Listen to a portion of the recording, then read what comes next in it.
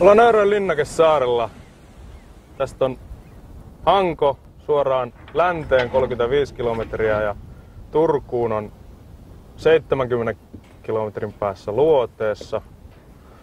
Sitten Uuttöön linnake 40 kilometriä itään, eli Hiittisten saaristossa.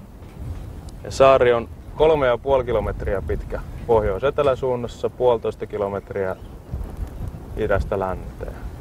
200 hehtaaria suunnilleen. Varusmiehet palvelee täällä, veikkaisin, että aika lailla normaalin tunteet. Vaikka keskellä maailman kauneinta saaristoa ollaan, niin sellaiset 19-vuotiaat pojat, niin ne on täällä ihan varusmiespalveluksessa. Totta kai vapaa-ajan viettomahdollisuudet, niin kyllä ne, ainakin tähän vuoden aikaan, niin luontoon painottuu. Ihan erilaista. Täällä on taas sitten marraskuussa.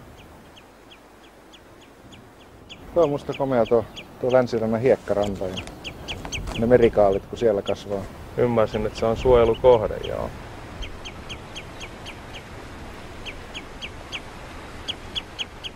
Mutta sitten on kuitenkin tämmöisiä sisäsaaristomaisia lahtia, niin kuin tuossakin. Joutsenet ja silkkiuikut asuu ja aika monipuolinen paikka. Pitää paikkansa. Aloitetaan suurimmasta päästä. Hirvi on 2, toisella on vasa, sen mä tiedän. Sitten on valkohäntäpeura. Jaha. Jäniksiin törmätään päivittäin ja niitä jahtaa ainakin 2 kettua.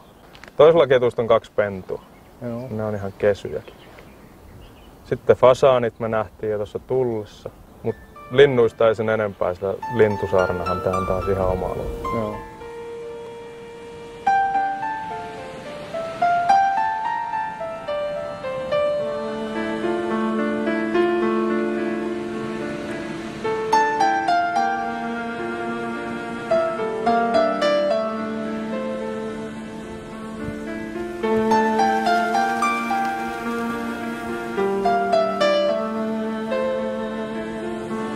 Nöyrön pelastushan on ollut se tosiseikka, että tämä saari on ollut armeijan hallussa.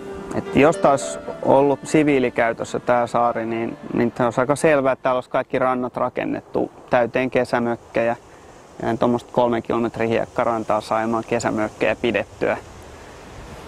Ellei se ole todella luonnonsuojelualuetta tai armeijan hallussa.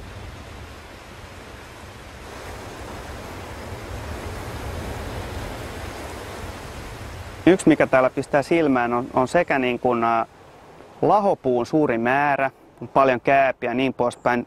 Monesti täällä on järeää puustoa. Ja tämä muodostaa semmoisen reservin tavallaan, mikä on lisä meidän, varsinkin Etelä-Suomessa, aika pieneen suojeluverkostoon. Se johtuu ihan siitä, että armeijan niin kuin tarkoitus on aivan muu kuin metsänhoito. Eli maankäytön muutokset ei ole samalla tavalla heijastunut armeijan saarille ja alueelle kuin mitä ne on heijastunut niin kuin siviilikäytössä oleville alueille. Ja tämä näkyy ihan perhosfaunassakin. Kaikilla armeijan linnakkeilla, missä mäkin olen tehnyt inventointeja, niin aina samat muualla harvinaiset lajit pomppaa esiin ihan yleisinä. Usein elävät käävillä ja lahopuulla ja näin poispäin.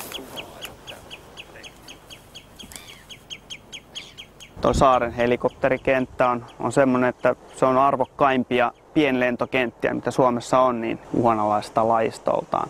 Ja saaresta on nyt viimeisen 13 vuoden aikana löytynyt 18 Suomellekin uutta lajia, joista osa on esimerkiksi naapurimaissa uhanalaisia.